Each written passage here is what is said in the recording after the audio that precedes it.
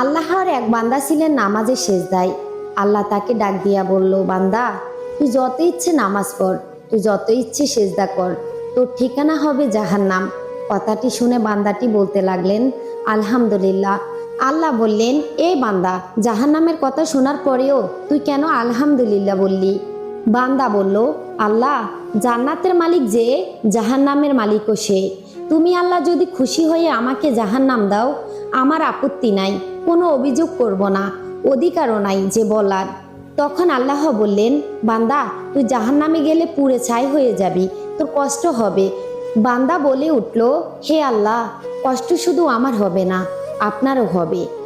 আল্লাহ বলে উঠলেন, তুই পড়বি, জাহান্নামে আমার কষ্ট হবে কেন? বান্দা বললেন, আল্লাহ, মায়ের কোলের কোনো সন্তান যদি পানিতে পড়ে যায়, তাহলে দুনিয়ার কোনো মা যেমন দূর থেকে দাঁড়িয়ে দেখতে পারে না, দৌড়িয়ে গিয়ে সন্তানকে কোলে নেয়। আমার বিশ্বাস ওই মায়ের চেয়ে কোটি কোটি গুণ দয়া আপনার ভিতরে বেশি। আমাকে জাহান্নামে দিলে আপনি আল্লাহ কষ্ট পাবেন। আল্লাহ বললেন, এই বান্দা, তুমি এই দলিল পেলে কই? বান্দা বললেন, আল্লাহ, আমাদের জাতির পিতা ইব্রাহিম আলাইহিস সালাম যখন আপনার প্রেম বুকে নিয়ে নমরুদের চুলায় যখন পড়ে গেলেন, তখন তার আগে আপনি বলে উঠলেন, হে আগুন, তুমি ইব্রাহিমের জন্য শীতল ও নিরাপদ হয়ে যাও।